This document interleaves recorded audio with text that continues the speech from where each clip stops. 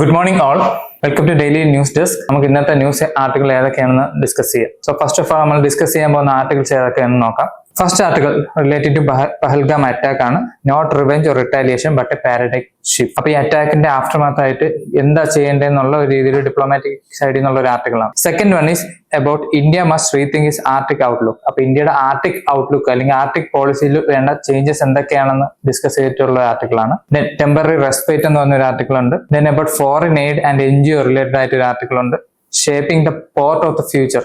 Port എങ്ങനെ നമ്മുടെ maritime എക്കോണമിയെ boost ചെയ്യുന്നു, റീജിയൻ ഡെവലപ്മെന്റും എക്കണോമിക് ഡെവലപ്മെന്റിനും എങ്ങനെ ബാധിക്കുന്നു എന്നുള്ള ഡിസ്കസ് ചെയ്യുന്ന ഒരു ആർട്ടിക്കിളാണ്. നെക്സ്റ്റ് അബൌട്ട് ഇലക്ടോറൽ റിഫോംസിനെ കുറിച്ചാണ്. Election commission developing A common digital platform, അതിനെ കുറിച്ചൊരു ഡിസ്കഷൻ ആണ്.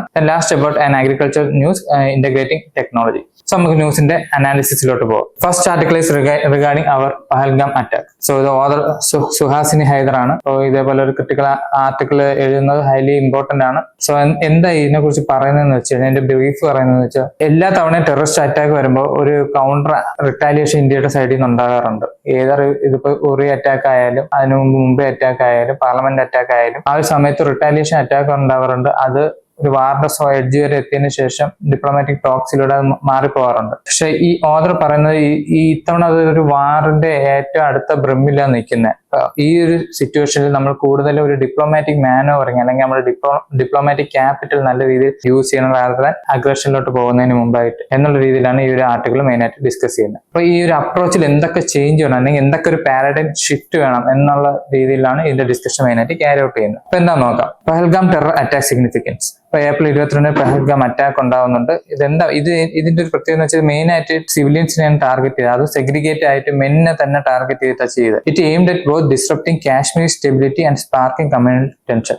അപ്പൊ കാശ്മീരിൽ ഇപ്പൊ കറന്റ് ആയിട്ടുള്ള റീജിയണൽ സ്റ്റെബിലിറ്റിയെ സ്പാർക്ക് ചെയ്യാനും കമ്മ്യൂണൽ ടെൻഷൻ എറോസ് ചെയ്യാനും ആക്ച്വലി മെയിൻ ആയിട്ട് ഇത് ടാർഗറ്റ് ചെയ്തിട്ടുണ്ട്. അപ്പൊ ഇപ്പൊ ഇന്ത്യയുടെ പ്രശ്നം എന്ന് വെച്ചാൽ, India is in A strategic dilemma. അപ്പൊ ഇന്ത്യ ഒരു സ്ട്രാറ്റജിക് ഡയലമയിലാണ് എങ്ങനെ ഒരു അപ്രോച്ച് എടുക്കണമെന്ന്. സോ ഇതിനു വേണ്ടിയിട്ട് നമ്മൾ ഒരു മൾട്ടി പ്രോങ് അപ്രോച്ച് വേണമെന്നാണ് ആക്ച്വലി ഓദർ ഡിസ്കസ് ചെയ്യുന്നത്. നമ്മൾ counter terrorism, calibrated retaliation and managing Pakistan response, ഈ ഇത്രയും രീതിയിൽ ഒരു മൾട്ടി പ്രോങ്ഡ് ആയിട്ട് ഒരു അപ്രോച്ചിലോട്ട് പോകണമെന്നാണ് ഓദർ പറയുന്നത്. നമ്മൾ ഒരേ സമയം കൗണ്ടർ ടെററിസത്തിനെ കൗണ്ടർ ചെയ്യണം, അതുപോലെ റിട്ടാലിയേഷൻ കാലിബ്രേറ്റഡ് ആയിട്ടും സ്ട്രാറ്റജിക് ആയിട്ടും സെറ്റ് ചെയ്യണം. പാകിസ്ഥാന്റെ റെസ്പോൺസ് എന്താണെന്ന് നോക്കിയിട്ട് അതനുസരിച്ചുള്ള റിയാക്ഷൻ ആണ് കൊടുക്കേണ്ടതെന്നാണ് ആക്ച്വലി ഓദർ മെയിൻ ആയിട്ട് ഡിസ്കസ് ചെയ്യുന്നത്. ഇപ്പോൾ ഡിപ്ലോമാറ്റി ആൻഡ് പോളിസി ഇംപറേറ്റീവ് ഇത് തുടങ്ങിയപ്പോൾ തന്നെ ഇന്ത്യൻ റെസ്പോൺസ് ആക്ച്വലി ഡിപ്ലോമാറ്റിക് ലെവലിൽ തന്നെയായിരുന്നു. കാരണം ഇൻഡസ് വാട്ടർ ട്രീറ്റി സസ്പെൻഡ് ചെയ്യുക, ഗ്ലോബൽ ടെറർ ലിസ്റ്റിംഗിലോട്ട് കൊണ്ടുവരാൻ വേണ്ടി പിന്നും പ്രഷർ ചെയ്യുക. അപ്പൊ ആ സമയത്ത് ഡിപ്ലോമാറ്റിക് ക്യാപിറ്റൽ അല്ലെങ്കിൽ നമ്മുടെ ഡിപ്ലോമാറ്റ്സിനെ വെച്ചിട്ട് ഉള്ള ഇന്റർനാഷണൽ പ്ലാറ്റ്ഫോമിലുള്ള ബൂസ്റ്റിംഗ് വളരെ ക്രിട്ടിക്കൽ ആണെന്നാണ് ഓദർ മെയിൻ ആയിട്ട് പറയുന്നത്. അപ്പൊ പ്രിലിംസ് പോയിന്റ് ഓഫ് വ്യൂവിൽ നമുക്ക് ഈ ഒരു ആർട്ടിക്കിൾ ഏതൊക്കെയാണ് ഇമ്പോർട്ടന്റ് ആണ്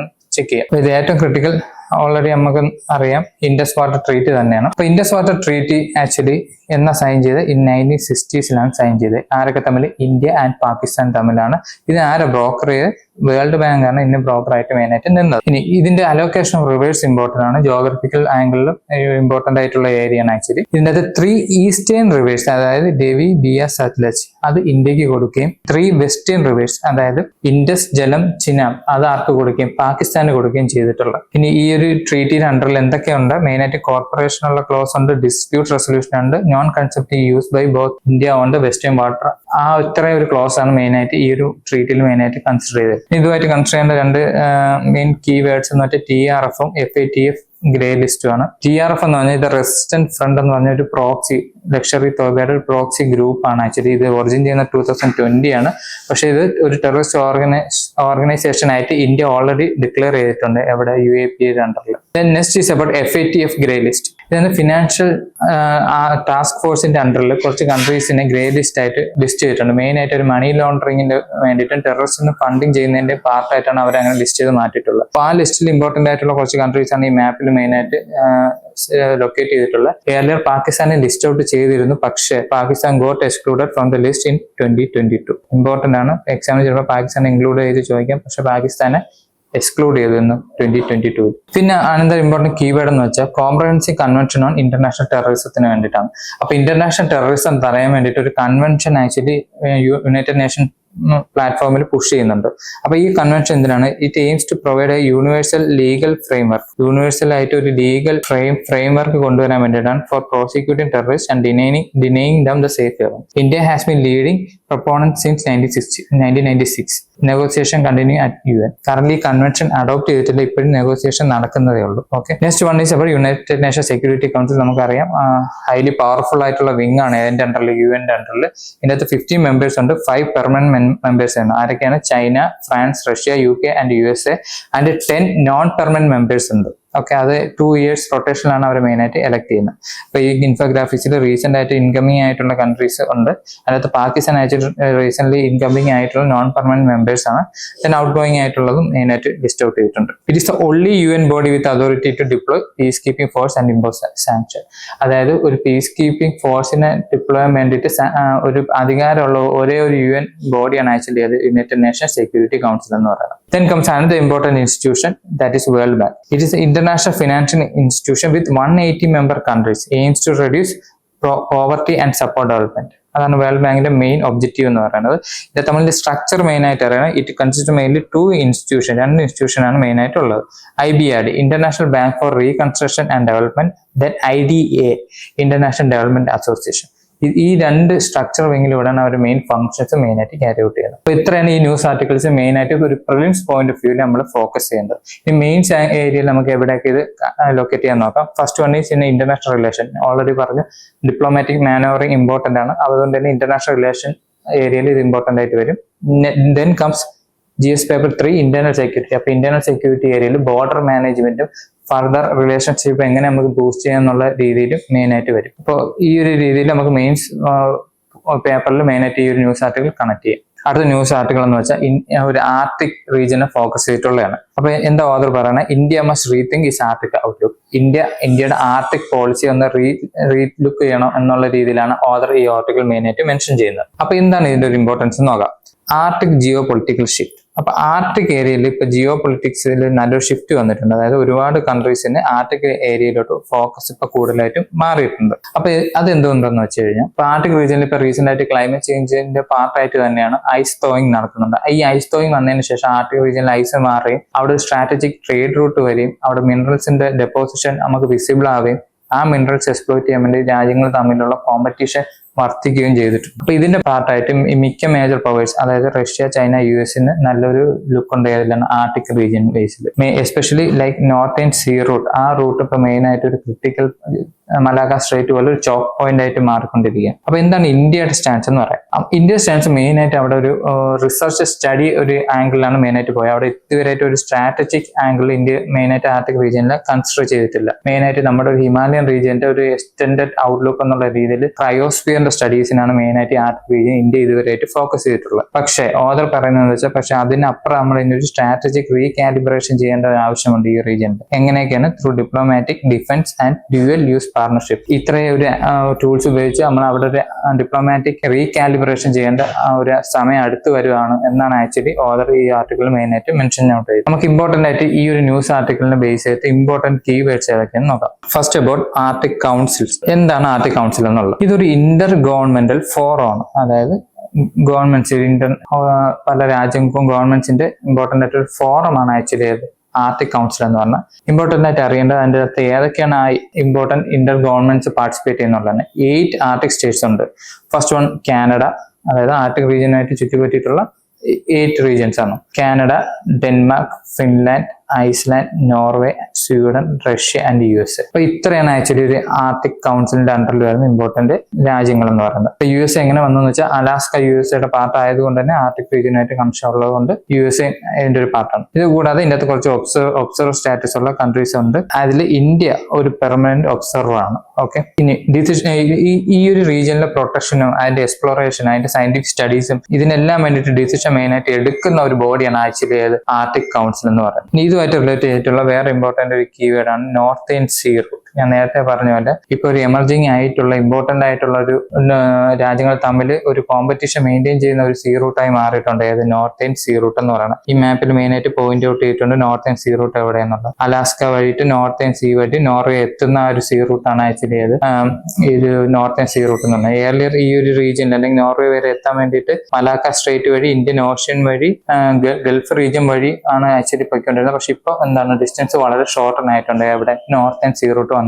ഇറ്റ് സിഗ്നിഫിക്കലി റെഡ്യൂസസ് ട്രാവൽ ഡിസ്റ്റൻസ്. അപ്പൊ ട്രാവൽ ഡിസ്റ്റൻസ് ഒരുപാട് റെഡ്യൂസ് ചെയ്യുന്നുണ്ട്. അപ്പൊ ഇതിന്റെ ഇമ്പോർട്ടൻസ് എന്താണ്? ഇന്ത്യക്ക് ഇതിന്റെ ഹൈലി ഇമ്പോർട്ടൻസ് ആണ്. എങ്ങനെ? India's cargo traffic at Murmansk port is rising. അപ്പൊ ഇന്ത്യക്ക് യൂറോപ്യൻ ട്രേഡ് റിലേഷൻസ് എൻഹാൻസ് ചെയ്യുന്ന സമയത്ത് കാർഗോ ട്രാഫിക് ഒരുപാട് എത്തിക്കാൻ വേണ്ടിയിട്ട് ഈ ഒരു റൂട്ട് മെയിൻ ആയിട്ട് ഹാൻഡിൽ ചെയ്യാൻ സഹായിക്കുന്നുണ്ട്. ഇനി ഇന്ത്യയുടെ ആർട്ടിക് പോളിസിയാണ് അടുത്ത ഇമ്പോർട്ടന്റ് കീവേഡ്. ഇന്ത്യയുടെ ആർട്ടിക് പോളിസി മെയിൻ ആയിട്ട് 6 പില്ലേഴ്സിനെ ബേസ് ചെയ്തിട്ടാണ് ഇന്ത്യയുടെ ആർട്ടിക് പോളിസി മെയിൻ ആയിട്ടുള്ളത്. First one is science and research, then comes environment protection, then comes economic and human development, then comes transport and connectivity, then governance and corporation and national capacity building. ഈ ഇത്ര ആംഗിളിലാണ് India main ആയിട്ട് Arctic policy main ആയിട്ട് design ചെയ്തിട്ടുള്ളത്.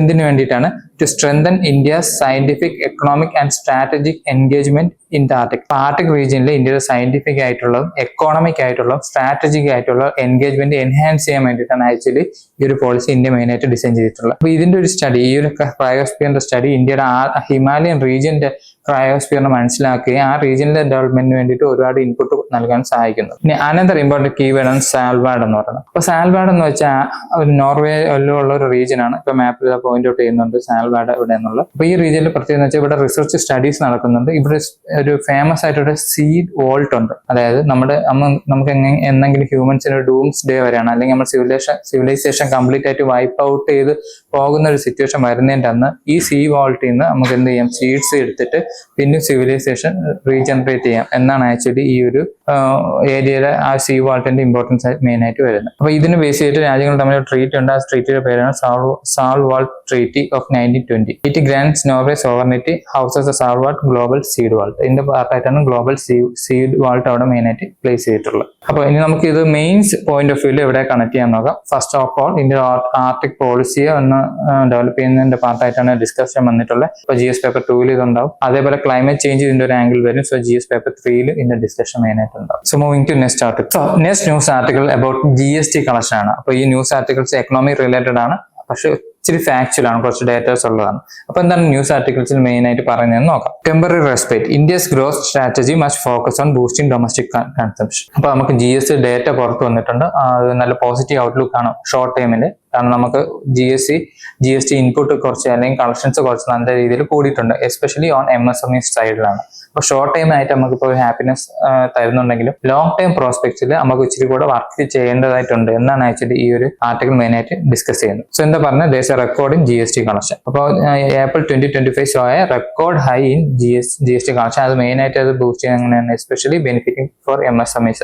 അതേപോലെ ഇത് main ആയിട്ട് boost ചെയ്യാൻ ഈ കളക്ഷൻ കൂടാനുള്ള മെയിൻ കാര്യം എന്ന് വെച്ചാൽ export search and manufacturing growth. അപ്പൊ നമ്മുടെ എക്സ്പോർട്ടിലുള്ള സർച്ചും മാനുഫാക്ചറിംഗ് ഏരിയയിലുള്ള ഗ്രോത്തും ആണ് മെയിൻ ആയിട്ട് ഇത് എസ്പെഷ്യലി നമുക്ക് ഈ ഒരു GST കളക്ഷൻ കൂടാൻ മെയിൻ ആയിട്ട് റീസൺ വരുന്നത്. അപ്പൊ ഇതെന്താ ഇൻഡിക്കേറ്റ് ചെയ്യുന്നത് വെച്ചാൽ strong international demand and shift in global supply chain favouring India or China. അതൊരു ഗുഡ് ന്യൂസ് ആണ്. കാരണം സപ്ലൈ ചെയിൻ ഇന്ത്യയിലോട്ട് ഷിഫ്റ്റ് ചെയ്യുമ്പോൾ നമ്മുടെ എക്കോണമി നല്ല രീതിയിൽ ബൂസ്റ്റ് ആവുകയും എംപ്ലോയ്മെന്റ് ജനറേഷൻ കൂടുതലായിട്ട് നടക്കുകയും ചെയ്യും. അപ്പൊ ആ ഒരു ബൂസ്റ്റ് മെയിൻ ആയിട്ട് വരുന്നു എന്നാണ് ആക്ച്വലി ഈ ഒരു GST കളക്ഷൻ മെയിൻ ആയിട്ട് ഇൻഡിക്കേറ്റ് ചെയ്യുന്നത്. അപ്പൊ ഇനി നമ്മൾ എന്താ ചെയ്യേണ്ടത് എന്നുള്ളതാണ് ആക്ച്വലി ന്യൂസിൽ പറയുന്നത്. അപ്പൊ ഇത് ആക്ച്വലി ഗുഡ് ആണെങ്കിൽ നമുക്ക് സസ്റ്റൈനബിൾ ആയിട്ടുള്ള സ്ട്രാറ്റജി വേണം. കാരണം ഇതൊരു ഷോർട്ട് ടൈം നമുക്ക് ഒരു റെസ്പെക്ട് തരുന്നുണ്ടെങ്കിൽ ലോങ് ടൈമിൽ ഇത് എങ്ങനെ എനേബിൾ ചെയ്യുക എന്നുള്ളതാണ് ആക്ച്വലി ഓതർ മെയിൻ ആയിട്ട് ഡിസ്കസ് ചെയ്യുന്നത്. So long time growth requires boosting domestic consumption and securing favourable trade time. അപ്പോൾ ലോങ് ടൈമിൽ നമുക്ക് ഇതൊരു സസ്റ്റെയിൻ ചെയ്ത് നിർത്തണമെങ്കിൽ നമ്മൾ ഡൊമസ്റ്റിക് കൺസപ്ഷൻ കൂട്ടണം. അപ്പൊ ഡൊമസ്റ്റിക് കൺസപ്ഷൻ കൂട്ടണമെങ്കിൽ നമ്മുടെ ഡൊമസ്റ്റിക് ലെവലിലുള്ള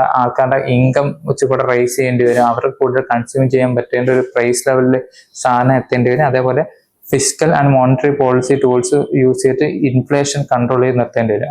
അതിനോടൊപ്പം ഇമ്പോർട്ടന്റ് ആണ് നമ്മൾ ട്രേഡ് പല രാജ്യങ്ങളുമായിട്ട് നല്ല ടൈംസിൽ കൊണ്ടുപോകേണ്ട ഒരു ട്രേഡ് ഡീൽസ് ഒക്കെ മേക്ക് ചെയ്യേണ്ടി വരും. കാരണം ഈ ട്രേഡ് ഡീൽസ് മേക്ക് ചെയ്താലേ ട്രേഡ് സർച്ച് നമുക്ക് നല്ല രീതിയിൽ ഉണ്ടാവുള്ളൂ. ഇപ്പൊ പ്രിലിംസ് പോയിന്റ് ഓഫ് വ്യൂ നമുക്ക് എന്തൊക്കെയാണെന്ന് നോക്കാം. ഓക്കെ, ഓൾറെഡി GS ട്രെൻഡ് പറഞ്ഞാണ്, അതൊരു ഫാക്ച്വൽ ആണ്. എന്നാലും ഈ ഒരു ഇൻഫോഗ്രാഫിക് നിങ്ങൾ മനസ്സിലാവും എന്തൊക്കെയാണ് GSTയിൽ അഗ്രികൾച്ചർ എക്സ്പോർട്ട് ഏരിയയിൽ വരുന്ന നോൺ അഗ്രികൾച്ചർ ഏരിയയിൽ മെയിൻ ആയിട്ട് ഇമ്പോർട്ടന്റ് വരുന്നതെന്നാണ് ആക്ച്വലി ഇത് പറഞ്ഞിരിക്കുന്നത്. അപ്പൊ ഇതിന്റെ അകത്ത് മെയിൻ ആയിട്ട് ഒരു റീജിയനിൽ നോക്കുകയാണെങ്കിൽ ഗുജറാത്ത്, ആന്ധ്രാപ്രദേശ് ഈ രണ്ട് സ്റ്റേറ്റ്സ് മെയിൻ ആയിട്ട് നല്ല ഗ്രോത്ത് പ്രോസ്പെക്ട്സ് കാണിക്കുന്നുണ്ട്. നെക്സ്റ്റ് വൺ ഈസ് ഇത് മെഷർ ചെയ്യുന്ന ഒരു ഇൻഡിക്കേറ്റർ ഉണ്ട്, that is purchasing managers index എന്ന് പറഞ്ഞിട്ട്. ഈ ഇൻഡെക്സ് വെച്ചിട്ടാണ് ആക്ച്വലി ഈ ഒരു ഷോർട്ട് ടൈം ഗ്രോത്ത് ഒക്കെ മെയിൻ ആയിട്ട് മെർജ് ചെയ്യുന്നത്. ഇത് മെയിൻ ആയിട്ട് എന്താണ് നമുക്കൊരു ഐഡിയ വരുന്നത്, surge driven by strong new orders especially exports and international demand. Recent ഇയേഴ്സിൽ ഒരു 14 ഇയേഴ്സിനുള്ളിൽ ഇത്രയും സർജ് വന്നിട്ടുള്ള ഈ ഏപ്രിൽ 2025 കളക്ഷനിലാണ്.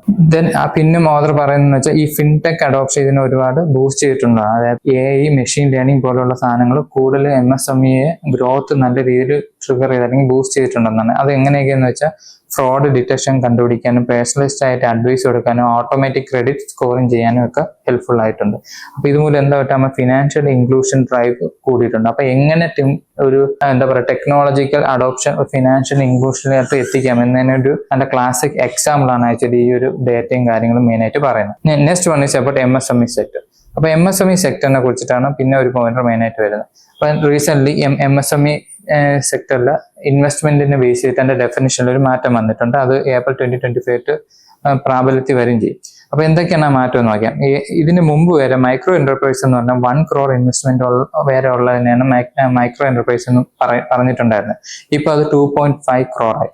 അതുപോലെ സ്മോൾ എന്റർപ്രൈസ് എന്നുള്ളത് 10 crore നിന്ന് 25 crore മീഡിയം എന്നാണ് 50 crore നിന്ന് 125 crore എക്സ്പാൻഡ് ചെയ്തിട്ടുണ്ട്. ഓക്കെ, ഇതേപോലെ ടേൺ ഓവർ ലിമിറ്റും റേസ് ചെയ്തിട്ടുണ്ട്. അപ്പൊ ഇതിങ്ങനെ ചെയ്യുന്നുണ്ട് എന്താ ഗുണമെന്ന് വെച്ചാൽ ഒരുപാട് ഇപ്പോഴത്തെ കറണ്ട് എന്റർപ്രൈസ് ഈ ഒരു MSME ലിസ്റ്റിലോട്ട് വരും, അതിനെ ഫോർമലൈസ് ചെയ്യാൻ പറ്റി, അതിനെ ബാങ്കിങ്ങിലോട്ട് കൊണ്ടുവരാൻ പറ്റി, കൂടുതൽ ഫിനാൻഷ്യൽ ഇൻക്ലൂഷനിലോട്ട് കൊണ്ടുവന്ന് ഗ്രോത്ത് പ്രൊമോട്ട് ചെയ്യാൻ പറ്റും.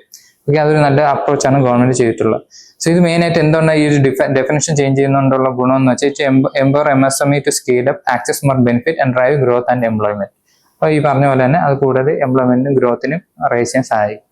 ഇനി ഇന്ത്യയുടെ ഇമ്പോർട്ട് എക്സ്പോർട്ട് ഡൈനാമിക്സ് ആണ് അടുത്ത മെയിൻ ഡിസ്കഷൻ വരുന്നത്. അപ്പോൾ ഇമ്പോർട്ട് എക്സ്പോർട്ട് ഡൈനാമിക്സ് വരുമ്പോൾ നമ്മൾ മെയിനായിട്ട് ലുക്ക് ചെയ്യേണ്ടതെന്ന് വെച്ചാൽ ഇന്ത്യയുടെ ടോപ്പ് 10 ഇമ്പോർട്ട്സ് ഏതൊക്കെയാണെന്നുള്ളത്. അപ്പോൾ നമ്മൾ ഇമ്പോർട്ട് ചെയ്യുന്നതിൽ ടോപ്പ് 10 പ്രോഡക്ട്സ് എന്ന് വെച്ചാൽ നമ്പർ 1 പെട്രോളിയം ആണ്. അതിനുശേഷം കോക്ക് ആണ് മെയിനായിട്ട് പ്രോഡക്ട്സ് വരുന്നത്. ദെൻ ഇലക്ട്രിക്കൽ ഗുഡ്സ് വരുന്നുണ്ട്, ദെൻ മെഷീനറി വരുന്നുണ്ട്, ഗോൾഡ് വരുന്നുണ്ട്, ഓർഗാനിക് ആൻഡ് ഇൻഓർഗാനിക് കെമിക്കൽസ് വരുന്നുണ്ട്, പ്ലാസ്റ്റിക് മെറ്റീരിയൽ വരുന്നുണ്ട്, precious and semi precious stones വരുന്നുണ്ട്, അയൺ ആൻഡ് സ്റ്റീൽ വരുന്നുണ്ട്, ട്രാൻസ്പോർട്ട് എക്യുപ്മെന്റ് വരുന്നുണ്ട്. ഇത്രയാണ് ടോപ്പ് ഇമ്പോർട്ടിൽ വരുന്നത്. അപ്പം ഇനി എക്സ്പോർട്ടിൽ ഏതൊക്കെയാണ് വരുന്നത് നോക്കാം. ഈ എക്സ്പോർട്ടിൽ ഇന്ത്യയിൽ ഇപ്പോൾ ഏറ്റവും കൂടുതൽ റൈസ് ചെയ്ത് നിൽക്കുന്ന ഒന്ന് എഞ്ചിനീയറിംഗ് ഗുഡ്സ് ആണ്, ഇമ്പോർട്ടന്റ് ആണ്. ആ ട്രെൻഡ് നിങ്ങൾ അറിയണം, കാരണം ഈ ട്രേഡ് കോമ്പോസിഷൻ ഇമ്പോർട്ടന്റ് ആണ്. എക്സാമിന് ഏത് രീതിയിൽ വേണം ചോദിക്കാം. കാരണം ഇതിന് മുമ്പ് വരെ പെട്രോളിയം പ്രോഡക്ട്സ് ആയിരുന്നു റേസ് ചെയ്യുന്നത്, പക്ഷെ ഇപ്പോൾ എഞ്ചിനീയറിംഗ് ഗുഡ്സ് ആണ് on top. Then comes petroleum products, then gems and jewellery, electronic goods, organic chemicals, drugs, pharmaceutical, textile, garments, cotton, handloom, rice and marine products. ഇത്രയാണ് ആക്ച്വലി അത് എക്സ്പോർട്സിൽ മെയിൻ ആയിട്ട് വരുന്നത്. അപ്പോൾ ഈ ഒരു ഇൻഫോഗ്രാഫിക്സ് ഇമ്പോർട്ടൻ്റ് ആയി നോക്കി വെക്കുക. അപ്പോൾ ഇതനുസരിച്ച് ക്വസ്റ്റ്യൻസ് ഫ്രെയിമിങ് ഉണ്ടാകാൻ ചാൻസ് ഉണ്ട്. ഇനി മെയിൻസിൽ ഏതൊക്കെ ഏരിയയിലാണ് വരുന്നത്? മെയിൻസിൽ ഇമ്പോർട്ടൻ്റ് ആയിട്ട് GS പേപ്പർ 3 നേരത്തെ പറഞ്ഞ പോലെ ഫിനാൻഷ്യൽ ഇൻക്ലൂഷനും ഇൻക്ലൂസീവ് ഗ്രോത്തും ഫോർമലൈസേഷൻ ഓഫ് എക്കോണമി എന്നുള്ള ആംഗിളിലും ഈവൻ അത് റിലേറ്റ് ചെയ്തിട്ട് IR ഈ ഒരു ന്യൂസ് ആർട്ടിക്കിളിനെ നമ്മൾ കണക്ട് ചെയ്തെടുക്കാവുന്നതാണ്. So moving to next news article. So next news article NGO related ആണ്. അപ്പൊ ഇത് മെയിൻ ആയിട്ട് പറയുന്ന ഫോറിൻ എയ്ഡും NGO റിലേഷൻ വന്നിട്ട്. ഇപ്പൊ എന്താ ന്യൂസ് ആർട്ടിക്കിൾ പറയുന്നത്? India is witnessing a consistent fall in official and private foreign aid. അപ്പൊ ഇന്ത്യ റീസെന്റ് ആയിട്ട് നമുക്ക് ഒഫീഷ്യൽ ആയിട്ടാണെങ്കിൽ അൺഒഫീഷ്യൽ ആയിട്ട് ഫോറിൻ എയ്ഡ് മെയിൻലി NGOക്ക് കുറഞ്ഞു വരികയാണ്. ഇത് എന്തുകൊണ്ടെന്ന് വെച്ച് കഴിഞ്ഞാൽ റീസെന്റ് ഉള്ള ഗ്ലോബൽ ട്രെൻഡും അങ്ങനെയാണ്. അതേപോലെ ഇന്ത്യയുടെ സ്ട്രോങ് FCR റെഗുലേഷൻ വന്നതിന് ശേഷം നമുക്ക് ഈ ഒരു ഫിനാൻഷ്യൽ ഇൻപുട്ട് കുറയാണ് NGOക്ക്. അപ്പൊ ഇതുമൂലം എന്തൊക്കെയാണ് NGOക്ക് ഒരു ഇമ്പാക്ട് എന്ന് പറയുന്ന ഓതർ മെയിനായിട്ട് ഈ ആർട്ടിക്കിൾ ഡിസ്കസ് ചെയ്യുന്നത്. അപ്പൊ മെയിനായിട്ട് ഇത് എന്തിനൊക്കെ ബാധിക്കും, അതിന്റെ ഓപ്പറേഷണൽ ചാലഞ്ചസ് ആണ് മെയിനായിട്ടുള്ളത്. എസ്പെഷ്യലി അതിന്റെ ഗ്രാസ് റൂട്ട് ഡെവലപ്മെന്റ് ഏരിയയിൽ, അതായത് NGOs ആക്ടിവിസം എന്ന് പറയുന്നത് നമ്മൾ ഇൻക്ലൂസീവ് ഗ്രോത്ത് അല്ലെങ്കിൽ ഗ്രാസ് റൂട്ടിലുള്ള ഡെവലപ്മെന്റ് നല്ല രീതിയിൽ ഇമ്പാക്ട്ഫുൾ ആവുന്നുണ്ട്. ഇവർ മെയിനായിട്ട് ഈ റോള് അല്ലെങ്കിൽ NGOയുടെ മെയിൻ റോൾ എന്ന് വെച്ചാൽ ഗ്രാസ് റൂട്ട് ഡെവലപ്മെന്റും ഫില്ലിംഗ് ഗവർണൻസ് ഗ്യാപ്സും and acting as an accountability watchdog ആണ്. അപ്പൊ ഈ ഒരു ക്രിട്ടിക്കൽ റോൾ പ്ലേ ചെയ്യുന്നതുകൊണ്ട് തന്നെ ഇവിടെ ഈ ഓപ്പറേഷൻ ഏരിയാസിൽ എന്തെങ്കിലും ഡിസ്ക്രിപ്ഷൻ വരുമ്പോൾ നമുക്ക് ഓൾ ഓഫ് എ ടോട്ടൽ നമ്മുടെ ഒരു സോഷ്യൽ സ്ട്രക്ചറും എക്കണോമിക് സ്ട്രക്ചറിലും ഒരു നല്ലൊരു ഇമ്പാക്ട് ഉണ്ടാവാൻ ചാൻസ് ഉണ്ട് എന്നാണ് ആക്ച്വലി ഓതർ ഡിസ്കസ് ചെയ്യുന്നത്. അപ്പൊ ഇത് മറികടക്കാൻ എന്ത് ചെയ്യണം? Need A policy shift and അതിന്റെ അസോസിയേറ്റ് ആയിട്ടുള്ള റിസ്ക് എന്തൊക്കെയാണെന്നാണ് ഓതർ മെയിനായിട്ട് പറയുന്നത്. India now prefers FD and global cooperation over foreign trade. അപ്പൊ ഈ ഒരു ഏരിയ അല്ലെങ്കിൽ ഈ ഒരു ബുദ്ധിമുട്ട് മറികടക്കാൻ വേണ്ടിയിട്ട് ഈ NGOയിലോട്ട് ഫോറിൻ ഡയറക്റ്റ് ഇൻവെസ്റ്റ്മെന്റ് കൊണ്ടുവരണമെന്നും അതേപോലെ ഗ്ലോബൽ ഫോറിൻ എയ്ഡിനെ കാട്ടി കൺട്രീസിലെ തമ്മിൽ NGOസിന് വേണ്ടിയിട്ട് ഒരു കോഓപ്പറേഷൻ അല്ലെങ്കിൽ നമ്മൾ ബയലാറ്ററൽ ട്രീറ്റി പോലുള്ള സാധനങ്ങൾ കൊണ്ടുവരണം എന്നാണ് ആക്ച്വലി ഓതർ പറയുന്നത്. ഓക്കെ, അല്ലെങ്കിൽ നമ്മൾ എന്താണ് ഇതിൻ്റെ നമ്മൾ മെയിൻ ആയിട്ട് റിസ്ക് ചെയ്യുന്നത്? നമ്മുടെ സിവിൽ സൊസൈറ്റിയും അതേപോലെ നമ്മുടെ സോഷ്യൽ ഡെവലപ്മെന്റും ഡെമോക്രാറ്റിക് ചെക്സിനെയാണ് നമ്മൾ മെയിനായിട്ട് ഇതിന്റെ ഒരു എന്താ ഓപ്പറേഷൻ വീക്കിനെ ആവുന്നുണ്ട് നമ്മൾ മെയിനായിട്ട് അഫക്റ്റ് ആക്കുന്നത്. പ്രിലിംസ് പോയിന്റ് ഓഫ് വ്യൂവിൽ നമുക്ക് ഏതൊക്കെയാണ് ഇതിന്റെ മെയിൻ 4 പോയിന്റ്സ് അല്ലെങ്കിൽ ഏതൊക്കെ ഏരിയസ് ആണ് ഫോക്കസ് ചെയ്യേണ്ടത് നോക്കാം. അതിന് മുമ്പായിട്ട് first 6 ways to raise fund for NGOs. അത് NGO ഇന്ത്യയിൽ മെയിനായിട്ട് ഫണ്ട് ഏതൊക്കെ രീതിയിലാണ് ഇത് സോഴ്സ് ചെയ്യണമെന്ന് നമുക്ക് നോക്കാം. ഫസ്റ്റ് ടൂൾ എന്ന് പറയുന്നത് ഗ്രാൻഡ്സ് ആണ്. ഓക്കെ, ഫണ്ട് മെയിനായിട്ട് ഗ്രാൻഡ് എന്നുള്ള രീതിയിൽ അച്ചീവ് ചെയ്യുന്നുണ്ട്. സെക്കൻഡ് വൺ കോർപ്പറേറ്റ് പാർട്ണർഷിപ്പ് ആണ്. തേർഡ് വൺ ഫിലാൻട്രോഫിക് ആണ്. നമ്മൾ ബിൽ ആൻഡ് മെലിൻഡ ഗേറ്റ്സ് പോലുള്ള ഹൈ ബില്യനേഴ്സ് ആക്ച്വലി ഇതിന്റെ ഫിലാൻട്രോഫി ആക്ടിവിറ്റീസിന്റെ പാർട്ടായിട്ട് ഇൻവെസ്റ്റ് ചെയ്യുന്നുണ്ട്. ഇതേപോലെ ഇവന്റ്സിലൂടെയും നോൺ മോണിറ്ററി ഡൊണേഷനിലൂടെയും പിന്നെന്താ ഗവൺമെന്റ് ഫണ്ടിങ്ങിലൂടെയും മെയിനായിട്ട് എന്ത് സോഴ്സ് ചെയ്യുന്ന മെയിനായിട്ടുള്ള ഫണ്ട് NGOs സോഴ്സ് ചെയ്യുന്നത്. സോ ഇതിന്റെ പാർട്ടായിട്ട് അടുത്ത നമ്മൾ ഡിസ്കസ് ചെയ്യേണ്ട ഇമ്പോർട്ടൻറ്റ് കീവേഡ് ആണ് FCR ആക്ട്. അതായത് 1976 വന്നിട്ടുണ്ട്. അതിനുശേഷം കറസ്പോണ്ടിങ് അതിനൊരു അമെന്റ്മെന്റ്സും വന്നിട്ടുണ്ട്. മെയിനായിട്ട് ഇതിന്റെ ഫുൾ ഫോം എന്ന് പറഞ്ഞാൽ ഫോറിൻ കോൺട്രിബ്യൂഷൻ റെഗുലേഷൻ ആക്ട് എന്നാണ്. അപ്പൊ ഇതിന്റെ മെയിൻ എയിം എന്താണ്? To regulate the foreign contribution and prevent foreign influence on India's internal affairs. അപ്പൊ ഇന്ത്യയുടെ ഇന്റേണൽ അഫയേഴ്സിൽ ഫോറിൻ കോൺട്രിബ്യൂഷൻ മണി കൊണ്ട് ഉള്ള മണി കൊണ്ടിട്ടുള്ള നമ്മുടെ ഇന്റേണൽ അഫയേഴ്സിന്റെ മാറ്റങ്ങൾ വരുത്താൻ ട്രൈ ചെയ്യുന്നതിനെ തടയുക എന്നുള്ളൊരു ആറ്റിറ്റ്യൂഡിലാണ് ആക്ച്വലി ഈ ഒരു ആക്ട് മെയിൻ ആയിട്ട് കൊണ്ടുവന്നിട്ടുള്ളത്. ഇനി ഒരു അമെന്റ്മെന്റ്സ് ഒരുപാട് തവണ സജസ്റ്റ് ചെയ്തിട്ടുണ്ട്. അത് 2010 ഒരു അമെന്റ്മെന്റ് സജസ്റ്റ് ചെയ്തിട്ടുണ്ട്. അത് സ്ട്രിക്ചർ റെഗുലേഷന് വേണ്ടിയിട്ടും മാൻഡേറ്ററി രജിസ്ട്രേഷന് വേണ്ടിയിട്ടാണ്. അതേപോലെ 2020 ആക്ച്വലി ഒരു അമെന്റ്മെന്റ് കൊണ്ടുവന്നിട്ടുണ്ട്. അത് ആധാർ എനേബിൾ ചെയ്തിട്ടുള്ള രജിസ്ട്രേഷനും മാൻഡേറ്ററി ആക്കിയിട്ടുള്ളതാണ്. അപ്പൊ ഈ ഒരു റെഗുലേഷൻ ലൈറ്റ് ആവുന്നത് കൊണ്ട് തന്നെ ഇപ്പൊ ഫോറിൻ കോൺട്രിബ്യൂഷൻ കിട്ടുന്നതിൽ ഒരുപാട് ടൈം ഡിലേയും അതിന്റെ ഓപ്പറേഷണൽ എഫിഷ്യൻസി അത് ഒരുപാട് ബാധിക്കുന്നുണ്ട്. ഓക്കെ, ഇത്രയാണ് മെയിനായിട്ട് ഈ ഒരു ആർട്ടിക്കിളിൽ NGO റിലേറ്റഡ് ആയിട്ട് മെയിനായിട്ട് ഡിസ്കസ് ചെയ്തിട്ടുള്ള. മെയിൻസ് പേപ്പറിൽ മെയിനായിട്ട് നോക്കുകയാണെന്നുണ്ടെങ്കിൽ ഗവർണൻസ് ഏരിയയിലും അതേപോലെ എക്കോണമി ഡെവലപ്മെന്റ് എന്നുള്ള രീതിയിൽ GS പേപ്പർ 3ലും ഈ ഒരു ആർട്ടിക്കിളിനെ നമുക്ക് കോറിലേറ്റ് ചെയ്യാം. ഓക്കെ, നെക്സ്റ്റ് ന്യൂസ് ആർട്ടിക്കിൾ നമ്മൾ സെക്യൂരിറ്റി മാർക്കറ്റിനെ കുറിച്ചിട്ടാണ് അടുത്ത ന്യൂസ് ആർട്ടിക്കിൾ മെയിനായിട്ട് വരുന്നത്. അപ്പൊ മെയിനായിട്ട് ന്യൂസ് പറയുന്നതെന്ന് വെച്ചാൽ foreign capital flow in India security market, അതിനെ റിലേറ്റ് ആയിട്ടാണ് മെയിനായിട്ട് ന്യൂസ് വരുന്നത്. പ്യൂർലി എന്തിന്റെ ബേസ് ചെയ്തിട്ടാണ്? പ്രിലിംസ് ഫോക്കസ്ഡ് ആണ്. അപ്പൊ മെയിനായിട്ട് എന്തൊക്കെയാണ് നമ്മൾ ഇതിന്റെ പ്രിലിംസ് ആംഗിളിൽ ചെക്ക് ചെയ്യേണ്ടത് നോക്കാം. First one is FP and FDI difference എന്തെന്നുള്ളത്. അപ്പൊ ഫോറിൻ ഡയറക്റ്റ് ഇൻവെസ്റ്റ്മെന്റ് എന്ന് പറയുന്നതാണ് ഫസ്റ്റ്. ഇതെന്താന്ന് വെച്ചാൽ ലോങ് ടേം ഇൻവെസ്റ്റ്മെന്റ് ആണ് ഓൺ ഫിസിക്കൽ ആക്സസ് or business with management control. അപ്പം വിത്ത് മാനേജ്മെന്റ് കൺട്രോളോട് കൂടിയിട്ട് ഇൻവെസ്റ്റ്മെന്റ് നടത്തുന്നത് തന്നെയാണ് നമ്മൾ എന്ത് പറയുന്നത്? ഫോറിൻ ഡയറക്റ്റ് ഇൻവെസ്റ്റ്മെന്റ് എന്ന് പറയുന്നത്. Next one is portfolio investment എന്നുള്ളത്. ഇത് ആക്ച്വലി ഒരു ഷോർട്ട് ടൈം ഇൻവെസ്റ്റ്മെന്റ് ആണ്. എവിടെ? ഫിനാൻഷ്യൽ അസറ്റ്സിലാണ് മെയിൻ ആയിട്ടുള്ളത്, അതായത് സ്റ്റോക്സ്, ബോൺസ് പോലുള്ളതിൽ. It provides liquidity but is more volatile. ഇത് നമ്മുടെ എക്കോണമിയിൽ കുറച്ച് ലിക്വിഡിറ്റി നല്ല രീതിയിൽ ബൂസ്റ്റ് ചെയ്യുമെങ്കിൽ ഇത് വോളറ്റൈൽ ആണ്. ഏത് നിമിഷം വേണം നമ്മൾ എക്കണോമിന്ന് ഫ്ലൈ ആണെങ്കിൽ ക്യാപിറ്റൽ ഫ്ലൈറ്റുള്ള ഇവന്റ്സ് കീപ്പ് ചെയ്ത് ഔട്ട് ചെയ്യാൻ ചാൻസ് ഉണ്ട്. ഇതിന്റെ കീ ഡിഫറൻസ് ആണ് മെയിൻ ആയിട്ടുള്ള. FDI ഒത്തിരി കൂടെ സ്റ്റേബിൾ ആണ്. It involves high control and long term commitment. അതേസമയം FP എന്ന് പറയുന്നത് പാസീവ് ആണ്, ലിക്വിഡ് ആണ്, സെൻസിറ്റീവ് ടു മാർക്കറ്റ് സെന്റിമെന്റ്സ് ആണ്. അപ്പൊ ഇതാണ് ഇതിന്റെ മെയിൻ ഡിഫറൻസ് എന്നുള്ളതാണ്. അപ്പൊ ഇത് ടാബ്ലറ്റ് ചെയ്ത് എഴുതി വെച്ചാൽ നിങ്ങൾക്ക് എക്സാമിന് വെച്ച് കൂടെ യൂസ്ഫുൾ ആയിരിക്കും. ഇനി ക്യാപിറ്റൽ മാർക്കറ്റ് ട്രെൻഡ്സ് എന്തൊക്കെയാണെന്ന് നോക്കാം. Strong domestic flows are supporting India's market. അപ്പൊ FPI ഫ്ലോ നല്ല രീതിയിൽ നമ്മുടെ മാർക്കറ്റിലുണ്ട്. അത് നമ്മുടെ എക്കോണമിയെ ബൂസ്റ്റ് ചെയ്യാനും സപ്പോർട്ട് ചെയ്യുന്നുണ്ട്. അതേപോലെ മാർക്കറ്റിൽ ഒരുപാട് ഡൈവേഴ്സ് ആംഗിളിൽ നിന്നുള്ള പാർട്ടിസിപ്പൻസ് ഇപ്പൊ ഉണ്ട് എന്നാണ് ആക്ച്വലി പറഞ്ഞത് ഇതിലൂടെ, FPIയിലൂടെ. സോ ഇത് എന്താണ് ഈ ഫോറിൻ ഇൻവെസ്റ്റേഴ്സിന്റെ മെയിൻ റോൾ എന്ന് നോക്കാം. Foreign investors FPI and FDI bring in capital, boost market liquidity and influence market sentiments. ഈ ക്യാപിറ്റൽ വരുന്ന നമ്മുടെ മാർക്കറ്റ് സെന്റിമെന്റ്സിനെ ഇൻഫ്ലുവൻസ് ചെയ്യും, അത് പിന്നീട് നമ്മുടെ എക്കോണമിയിലെ ഗ്രോത്തിനെ ട്രിഗർ ചെയ്യുകയും ചെയ്യുന്നുണ്ടെന്നാണ് മെയിൻ ആയിട്ട് പറയുന്നത്. Despite recent subdued foreign influence, foreign investment remains crucial for technology transfer, sectoral growth and integration with global market. അപ്പൊ ഈ ഒരു ഇത്രയും ആംഗിൾ എന്താണ്, ഫോറിൻ കോൺട്രിബ്യൂഷൻ ക്രിട്ടിക്കൽ ആണ് എന്നാണ് ആക്ച്വലി ഓതർ ഡിസ്കസ് ചെയ്യുന്നത്. Moving to next news article. അടുത്ത news article പോർട്ടിനെ കുറിച്ചിട്ടാണ്. അപ്പൊ പോർട്ട് എങ്ങനെ നമ്മുടെ എക്കോണമിക്ക് ക്രിട്ടിക്കൽ ആണെന്നാണ് ഈ ഡിസ്കഷൻ മെയിൻ ആയിട്ട് വരുന്നത്. അപ്പൊ ഇതിൽ നമുക്ക് എക്സ്ട്രാക്ട് ചെയ്ത് ഇമ്പോർട്ടന്റ് പോയിന്റ്സ് ഏതൊക്കെയെന്ന് നോക്കാം. സോ ഇന്ത്യയിൽ റീസെന്റ് ഇപ്പൊ വിഴിഞ്ഞം പോർട്ട് റിവൈവ് ചെയ്തിട്ടുണ്ട്. അപ്പൊ അത് ഹിസ്റ്റോറിക്കും സ്ട്രാറ്റജിക് ആയിട്ടുള്ള ഒരു പോർട്ടാണ് റിവൈവ് ചെയ്തതെന്നാണ് ആക്ച്വലി ആർട്ടിക്കിൾ ഡിസ്കസ് ചെയ്യുന്നത്. വിഴിഞ്ഞം A historically significant port in Kerala has been revived after 80 years as India's first deep water container transshipment port. അപ്പൊ 80 വർഷത്തോളം വെയിറ്റ് ചെയ്ത് നിന്ന ഒരു തുറമുഖമാണ്. അത് ഇപ്പോഴാണ് റിവൈവ് ചെയ്ത് ഈ ഒരു ട്രാൻസ്ഷിപ്മെന്റ് പോർട്ടിലോട്ട് ഡെവലപ്പ് ചെയ്ത് എടുത്തിട്ടുള്ളത്. ഓക്കെ, ഇതിനു മുമ്പ് ഒരു ഇന്റർനാഷണൽ ട്രാൻസ്ഷിപ്മെന്റ് റൂട്ട് ഇന്ത്യയിൽ ഉണ്ടായിരുന്നില്ല. കാരണം മെയിൻ ആയിട്ട് നമ്മൾ ഡിപ്പെൻഡ് ചെയ്തിരുന്ന ഈ ട്രാൻസ്ഷിപ്മെന്റ് വേണ്ടിയിട്ട് ശ്രീലങ്കയായിരുന്നു. അപ്പൊ ഇതിപ്പോ അത് മാറിയിട്ട് വിഴിഞ്ഞത്തിലോട്ട് ഷിഫ്റ്റ് ചെയ്യുന്നു. അപ്പൊ ഫ്യൂച്ചർ പൊട്ടൻഷ്യൽ ചാലഞ്ചസ് എന്തൊക്കെയാണെന്ന് നോക്കാം. അപ്പൊ പൊട്ടൻഷ്യൽ എന്തെന്ന് വെച്ചാൽ despite rapid development challenges like lack of integrated infrastructure. First challenges ആണ് മെൻഷൻ ചെയ്യുന്നത്. അപ്പൊ ഇത്രയും ഒരു പൊട്ടൻഷ്യൽ ഉണ്ടായിട്ടും നമുക്ക് കുറച്ച് ചാലഞ്ചസ് നമ്മൾ കറന്റ് ഫേസ് ചെയ്യുന്നുണ്ട്. എന്തൊക്കെയാണ്? ഇന്റഗ്രേറ്റഡ് ഇൻഫ്രാസ്ട്രക്ചർ ഇല്ല. അതായത് ഇപ്പൊ പോർട്ട് ഉണ്ടെങ്കിൽ അതിനെ സപ്പോർട്ട് ചെയ്തിട്ടുള്ള ഇൻഫ്രാസ്ട്രക്ചർ ആക്ച്വലി ആ ഒരു റീജിയൻ ഏരിയയിൽ ഇല്ല.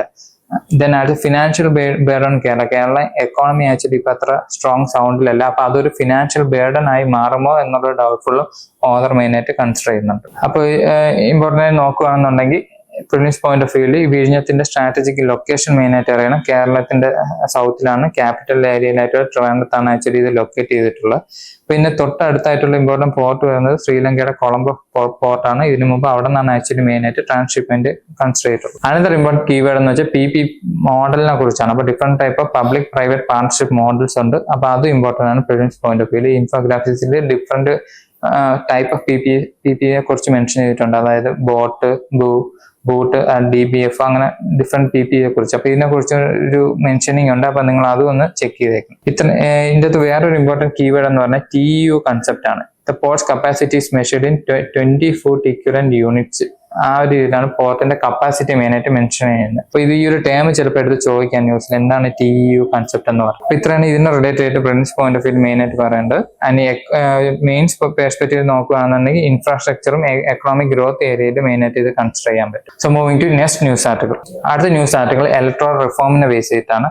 അപ്പൊ അതിൻ്റെ അകത്ത് ഒരു ടെക്നോളജിക്കൽ ഇന്നോവേഷൻ എങ്ങനെ നമുക്ക് ഇലക്ടോറൽ റിഫോം ബൂസ്റ്റ് ചെയ്യുന്നു ആണ് ആക്ച്വലി ഡിസ്കസ് ചെയ്യുന്നത്. അപ്പൊ ഇത് എന്താ റീസെന്റ് വന്ന election commission is developing ECI Net, a one-stop digital interface integrating 40+ existing app. അപ്പൊ ഇതുവരെയായിട്ട് ഇലക്ഷൻ കമ്മീഷന്റെ അണ്ടറിൽ ഒരു 40+ ആപ്പ് ഉണ്ടായിട്ടുണ്ട്. അപ്പൊ അതിനെല്ലാം ഇന്റഗ്രേറ്റ് ചെയ്ത് ഒരു ഒറ്റ പ്ലാറ്റ്ഫോമിൽ കൊണ്ടുവരാൻ വേണ്ടി ഒരു പ്ലാറ്റ്ഫോം കീപ്പ് ചെയ്യുന്നതാണ് ECI Net എന്ന് പറയുന്നത്. To simplify election related services for voters, official parties and civil society. അപ്പൊ ഇതൊരു നല്ലൊരു ഇനിഷ്യേറ്റീവ് ആണ്. കാരണം ഒരുപാട് ഔട്ടിൽ നിൽക്കുന്ന ആൾക്കാരെ നമുക്ക് ഇലക്ഷന്റെ ഡെമോക്രസിയുടെ ഈ പ്രോസസ്സിലോട്ട് കൊണ്ടുവരാൻ പറ്റും.